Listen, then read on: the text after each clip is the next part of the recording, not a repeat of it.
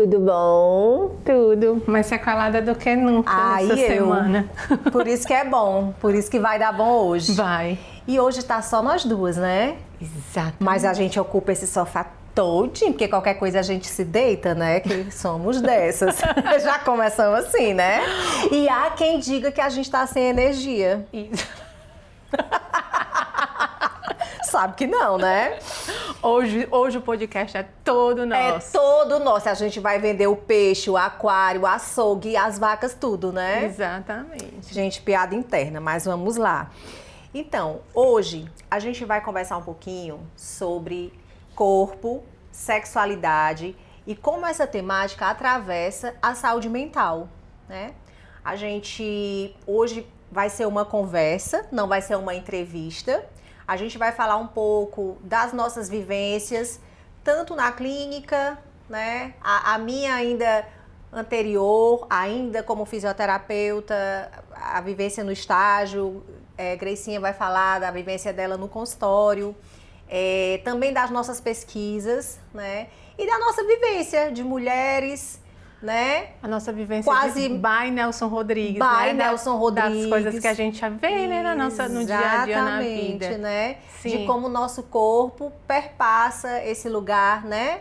A gente que vem da dança, né? Isso. Que tem esse corpo dançante, graças a Deus, né? Exato. Então a gente achou por bem trazer essa temática, uma temática muito relevante, que tem todo um preconceito que cesseia, porque sempre que a gente fala, né, que as pessoas falam em sexualidade, que escutam essa temática, já traz um incômodo. E a gente queria, como é a nossa proposta, de trazer assuntos, né, não tão leves, mas com uma leveza, então a gente vai conversar sobre isso de uma forma leve e suave. E sai um pouco desse olhar reducionista, né? Da Exatamente. Sexualidade restrita exclusivamente ao ato sexual. Exatamente. Antes de começar, quem és tu, sequelada? Pois é, a gente já quer começar sem falar de quem é a gente. Bom, a gente passa um tempo falando do tema, né? Eu sou Leila Andrade, eu sou estudante de psicologia na reta final. Eu sou doutora em saúde coletiva, mestre em psicologia, tem que dizer o negócio todinho, né? O teu Lattes. O meu Lattes todinho, nossa. E eu sou fisioterapeuta, embora eu não atue mais como fisioterapeuta, mas tenho uma bagagem aí bem grande na área corporal, por isso que eu tô trazendo também essa formação, né?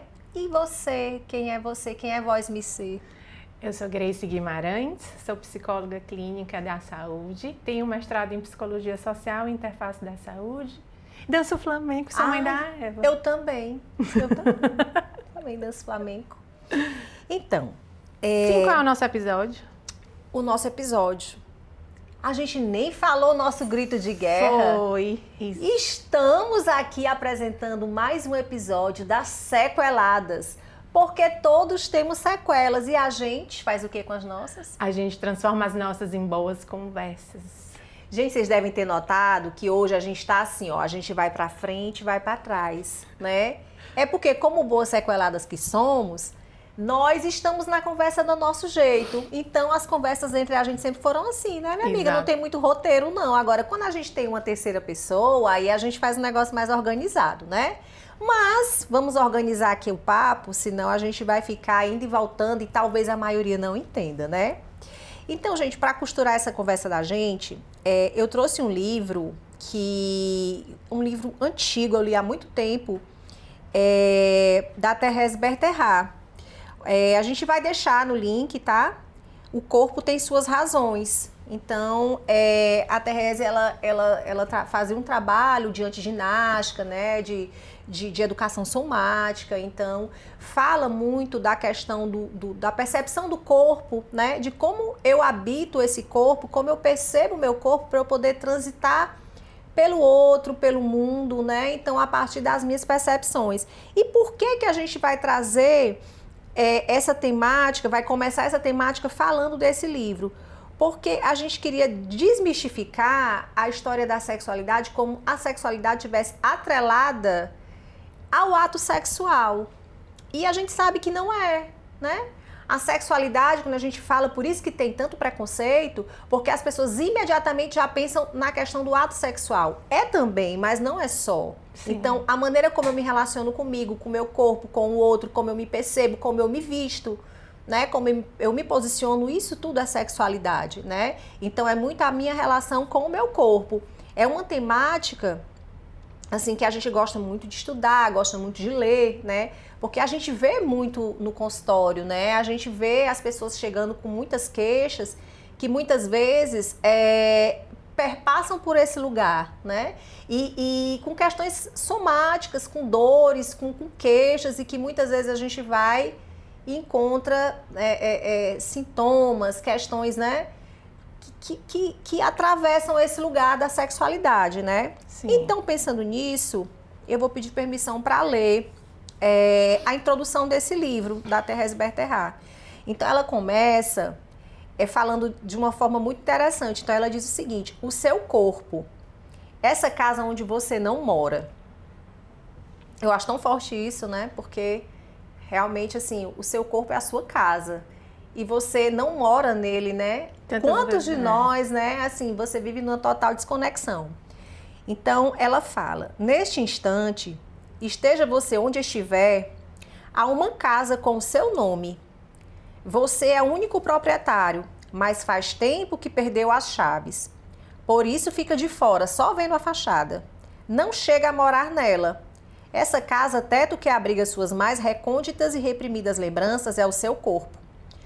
Ah, se as paredes ouvissem. Na casa que é o seu corpo, elas ouvem. As paredes que tudo ouviram e nada esqueceram são os músculos. Na rigidez, crispação, fraqueza e dores dos músculos, nas costas, pescoço, diafragma, coração e também do rosto e do sexo. Está escrita toda a sua história, do nascimento até hoje. Sem perceber, desde os primeiros meses de vida, você reagiu a pressões familiares, sociais, morais. Ande assim, não se mexa, tire a mão daí, fique quieto, faça alguma coisa, vá depressa. Aonde você vai com tanta pressa? Atrapalhado, você se dobrou como pôde.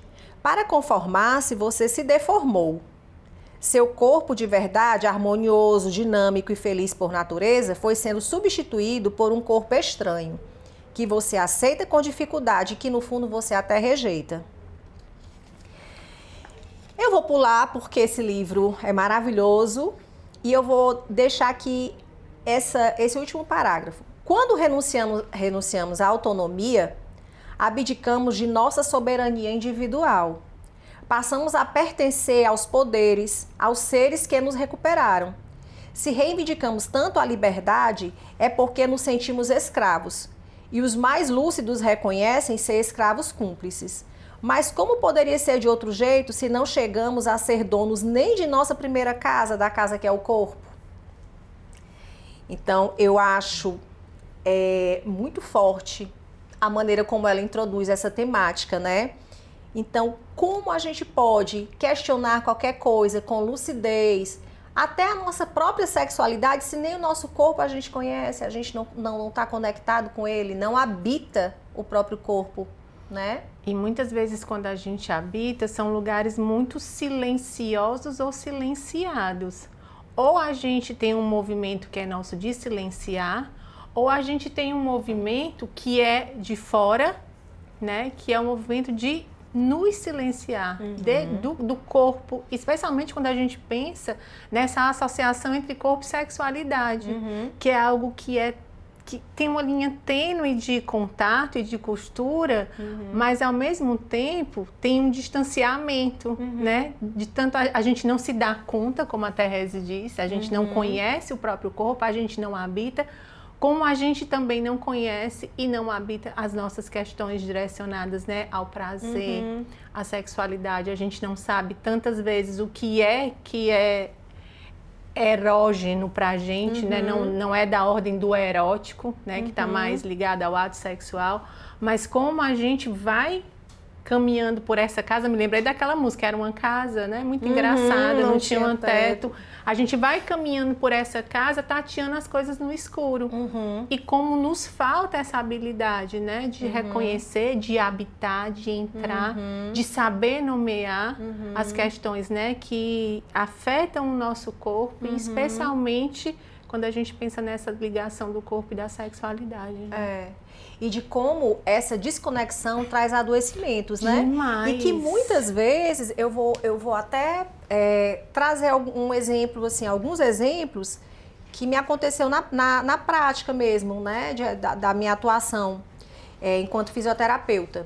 Eu atuava na área pélvica e nessa área de atuação da fisioterapia pélvica, a gente trabalha a partir da musculatura do assoalho pélvico, principalmente, trazendo consciência para essa musculatura, né? E isso também, perceber isso, essa ligação da musculatura pélvica com a sexualidade, com as questões emocionais, me fez também, eu já falei sobre isso, voltar correndo para a psicologia para terminar meu curso, né? Então, assim, era muito comum. Eu atendia só mulheres e as queixas que chegavam para mim no consultório eram queixas miccionais, né, de escape urinário ou de dor. Até para falar de dor na relação, elas tinham, sabe, vinham com muitos pudores. Mas quando a gente faz uma anamnese, né, fazia uma anamnese bem criteriosa e chegava na questão da sexualidade, né? A frequência, como é que tá a sua relação com a parceria. Gente, e aí a gente descobria ali o porquê que aquela mulher veio com muita dificuldade, sabe? Com muito...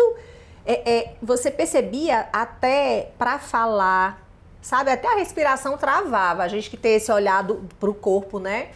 E aí elas começavam a relatar e algumas choravam, né? Então, assim... A musculatura ali era um reflexo de como elas se percebiam, só que elas não sabiam, né? E assim, tinham mulheres, já aconteceu vítimas de abuso, mulheres que de repente com um contexto religioso muito exacerbado, né? Com uma dificuldade de perceber o próprio corpo. Então, mulheres que nunca se masturbaram na vida, que tinham uma dificuldade realmente de falar sobre isso. Então, muitas vezes, casadas há muitos anos, com uma vida sexual muito difícil, né? Sim. Uma delas, eu nunca vou esquecer, que falou que meu casamento tá por um fio e eu não sei mais o que fazer. Porque eu não consigo ter relação com meu marido, eu não tenho menor, né? Não tenho vontade. E aí, assim... Claro, tem um contexto hormonal, a gente sabe disso, né? Então, assim, vários profissionais devem cuidar dessa mulher, né? Mas, assim, até que ela saia daquela região de desconforto e busque ajuda, é um longo percurso, né? E dentro da fisioterapia, a gente faz um trabalho né, na musculatura, trazendo consciência, explicando para essa mulher a anatomia, porque elas nem conhecem, a grande maioria não conhece, né? Sim. E aí depois, mesmo sem saber, acabava fazendo a psicoeducação. Na época não era... estudava psicologia, mas não estava nem atendendo na clínica ainda. Mas assim, falava, olha, eu nem fazia psicoeducação, deixa eu me explicar. Eu indicava, olha, você já fez terapia, né? Como é que tá a sua relação? Você com o seu corpo, você com suas emoções, então tentava ir por esse lugar, né? E assim, os ganhos eram maravilhosos, né? Depois elas falavam, eu comecei a observar isso, eu comecei a observar que quando eu comecei a pensar nessa minha musculatura do períneo, eu percebo que essa musculatura muitas vezes está contraída e eu nem estou contraindo. Então, essa sensibilidade de você se perceber nas menores áreas, sabe? Naqueles músculos mais discretos, né? Que a gente não fala sobre eles. Isso é uma grande sacada, né? Sim. Porque organiza, né? Traz uma organização pra gente que não é da musculatura macro, aquela que a gente trabalha na academia, né? É de um refinamento que o tempo acelerado não deixa a gente perceber.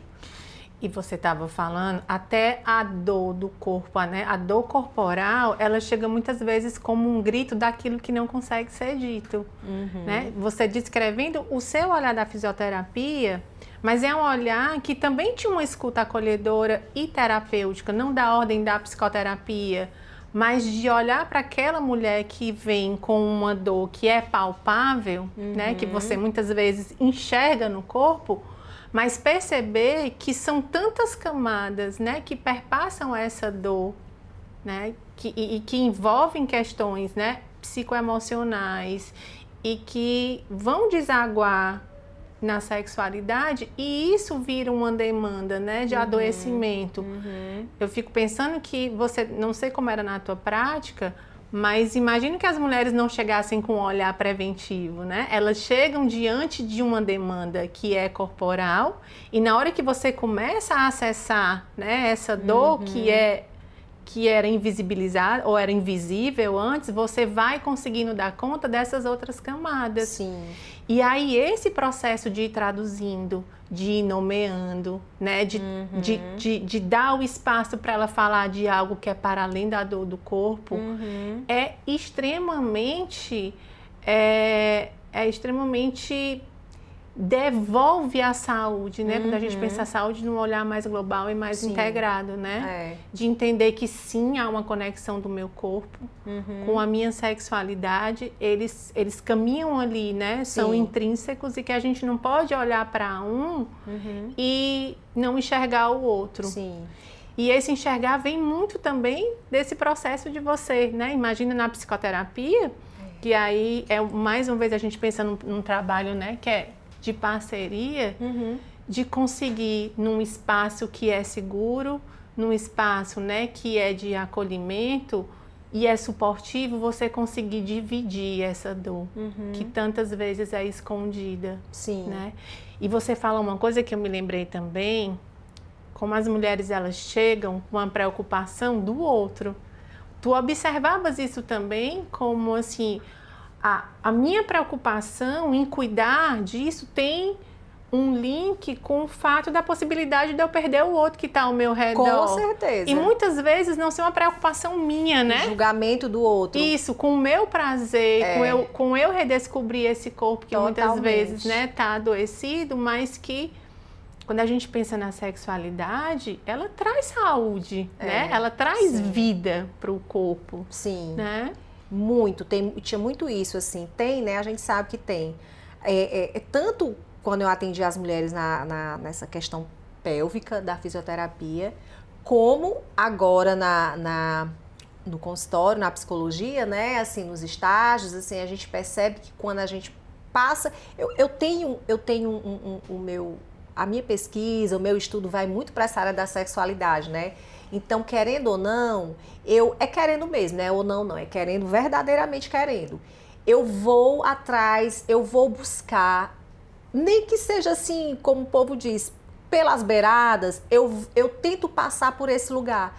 Porque eu percebo que independente, eu não atendo criança, né? Eu acho mais delicado você abordar essas questões, embora, né, muitas vezes seja necessário, mas eu atendo público adolescente até idoso. E eu sempre tento perpassar um pouco por essa questão da sexualidade, né?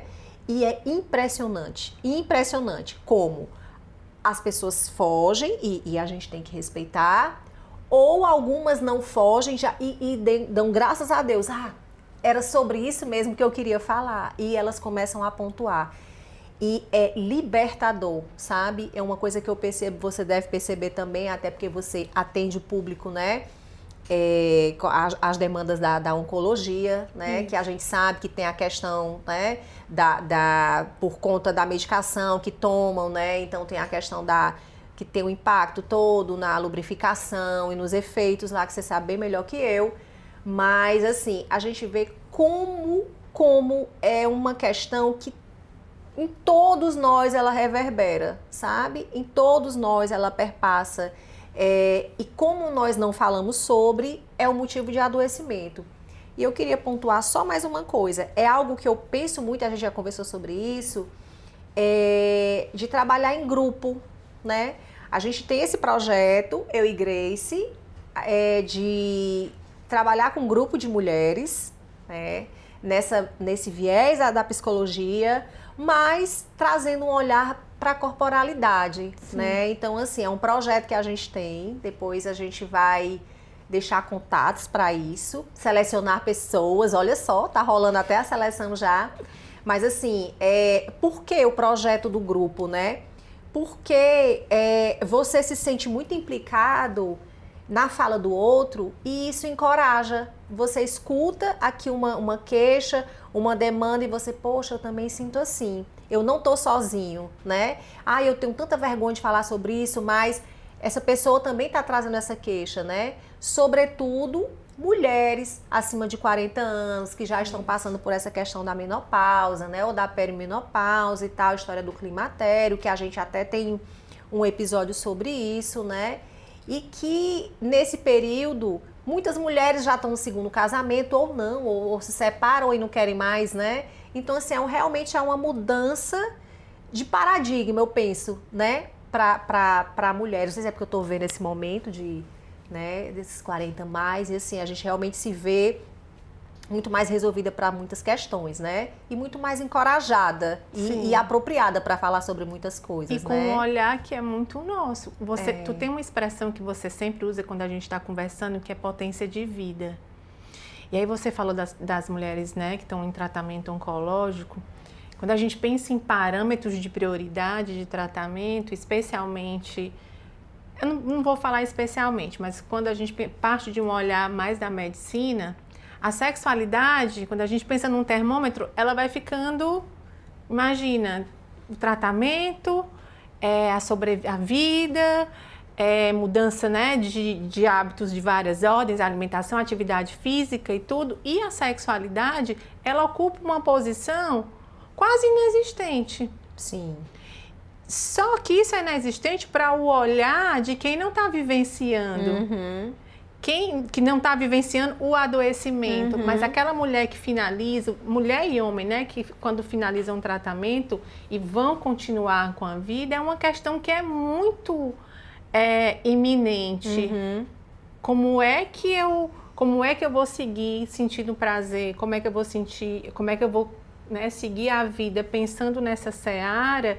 Se eu tenho um medicamento, né, que atrapalha, se, por exemplo, meu esposo ou a minha esposa olham para mim com um olhar muito mais de cuidadores e não mais de parceiros sexuais. Sim. E aí é uma série de eventos que vão acontecendo e quando você vai ver, homens e mulheres, especialmente que passaram por tratamentos, né, de uma doença que é ameaçadora da vida, eles são capturados dessa seara.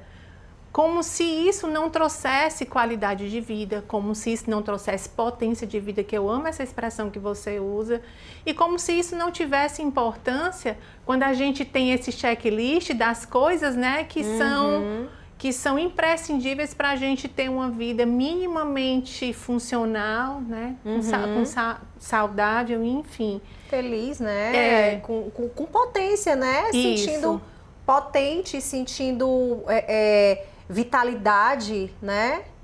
E aí esse tema é tão amplo e a gente vai trabalhar mais vezes, né? A gente vai trazer outros convidados, inclusive já está na agulha. A gente pode falar de muitas questões envolvendo a sexualidade, né? Por exemplo, a sobrecarga das mídias digitais, da pornografia digital, o quanto isso adoece, né? O quanto isso cada vez mais cedo está trazendo disfunções, né? Masculinas, principalmente masculinas, né? Pela questão do performar, né? Do para o outro, né? E como isso traz adoecimentos, isso traz quadros depressivos, quadros ansiosos. A questão também das disfunções femininas muito atreladas à sobrecarga laborativa, eu tenho 3 expedientes, né? Eu trabalho, eu estudo, eu tenho casa, marido, filho. Então, assim, meu Deus, que horas eu vou pensar na sexualidade? A última coisa que eu vou pensar, né? A sexualidade no período do climatério, a sexualidade na velhice. Se a população está envelhecendo e a gente tem uma perspectiva, né? Uma expectativa de vida maior, o idoso não faz sexo? Como assim? A gente sabe que faz, tem estudos mostrando isso. Então, assim, é uma temática tão relevante. E né? inundada de tabus, Inundada. né? Tudo isso que você trouxe, eu já me veio vários pensamentos, né? Vários pensamentos de reflexão de como assim? Pode, não pode? Sim. Faz ou não faz? A questão do gênero, né? A questão do desrespeito à mulher que se coloca, né? Que a história da potência de vida feminina, porque sexualidade é potência de vida, né? Então, assim, são muitas questões que essa temática, ela perpassa. Mas nós não podemos falar sobre todas essas temáticas, então a gente trouxe o tema da sexualidade para abrir um leque de possibilidades que vão vir, né, minha amiga? Exatamente.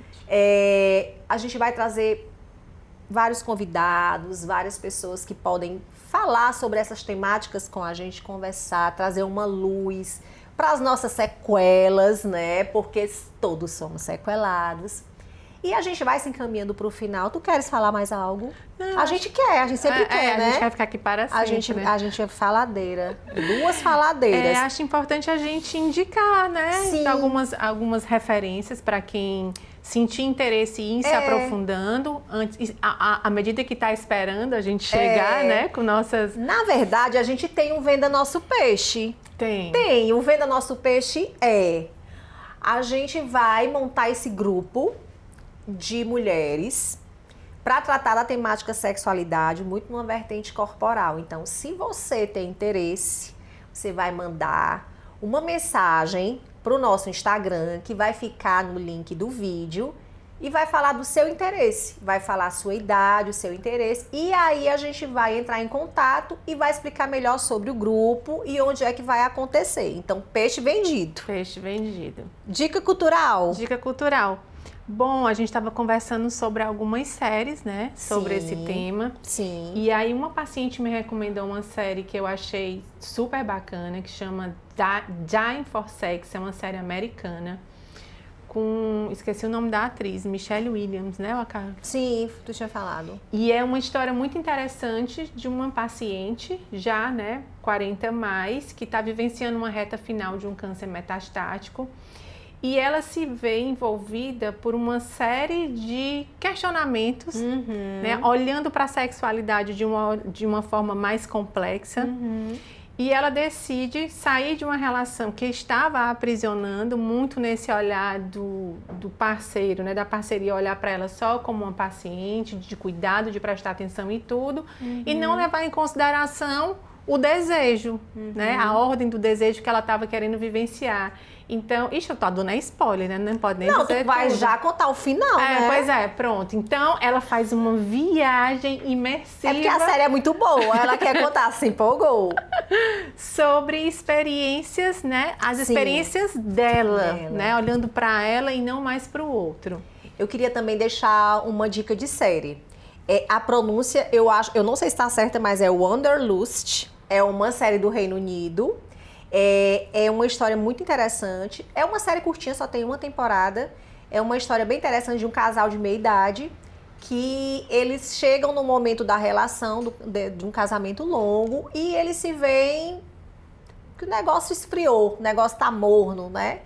E aí eles começam a sentir desejo de abrir a relação, e eles abrem a relação. Aí eu não vou dizer o que vai acontecer, mas o que eu acho interessante mostra a perspectiva da sexualidade de formas diferentes e não a gente achar que tem que ser da maneira como a gente aprendeu. Então eles vivenciam a sexualidade deles de formas diferentes, né? Aí se eles resolvem ficar com a relação aberta, separam ou ficam eles dois, eu não vou dizer, mas vale a pena. E a última dica... Pode ser, minha amiga, pode. Tem mais alguma? Não, tá. E a última dica, gente, seria esse livro, tá? O Corpo Tem Suas Razões, da Thérèse Bertherat. É um livro muito bonito, muito sensível, que não fala de sexualidade, mas fala de percepção do corpo, né? Que foi o trechinho que eu li no início. E essa autora, ela tem uma série, né? São 3 livros dessa mesma, que é O Corpo Tem Suas Razões, O Correio do Corpo, e tem um terceiro. Esse aqui é o meu do coração. Esse é o primeiro, e aí tem mais 2 que compõem essa trilogia, que traz que aprofunda, né, o conhecimento em relação ao corpo. Como é que o corpo sinaliza pra gente, como é que o corpo, de fato, tem suas razões de se movimentar do jeito que ele se movimenta, de se situar em situações, né, adoecidas ou não, os e que vai traumas, trazendo, né, né, clareza pra gente repensar a nossa relação com o nosso corpo, né, de uma forma individual e pessoal, e de como é que a gente... a partir dessa percepção de si mesma, a gente se relaciona melhor com o outro, com o corpo do outro, né? É isso, minha amiga. Isso. Falamos de sexualidade, nem tudo, quer dizer, quase nada, mas, gente, falando também, voltando para o nosso quadro de indicações, né, de dicas culturais, tem uma dica cultural quentíssima que o nosso diretor de cena, o Eric, ficou lá atrás falando e a gente não aguentou. Eric, compartilhe com a gente. Ele vai compartilhar com a voz dele de locutor. Escutem. O filme conta a história de uma senhora, a Nancy Strokes. Ela é ex-professora e é viúva. E ela percebeu que passou a vida inteira sem viver plenamente a sua sexualidade. Ela sempre seguiu regras, reprimiu seus desejos e nunca teve experiência que realmente quisesse. Para mudar isso, a decisão que ela tomou foi contratar um garoto de programa, o Léo Grande. E aí, o filme não é sobre sexo, né? Ele conta muito mais sobre autoconhecimento, sobre a liberdade pessoal, vergonha, culpa, repressão e aprender a se aceitar. Tanto o corpo quanto os desejos e o seu próprio passado. A maior parte do filme eles conversando dentro de um quarto de hotel. E aí, nisso, né, os diálogos eles são profundos, eles são desconfortáveis, eles trazem muitas vezes essa realidade da vida, né? De quem se prende e deixa de viver aquilo que realmente quer. E qual é o nome do filme? Da série? E o nome do filme é Boa Sorte, Léo Grande. Muito Essa é a minha indicação. bem. Palmas pro nosso diretor de cena. Gente, ele não quer aparecer, mas eu vou dizer uma coisa pra vocês. O próximo episódio vai ser com ele sentado aqui no meio. Obrigada, Obrigada, Eric! Você é um arraso!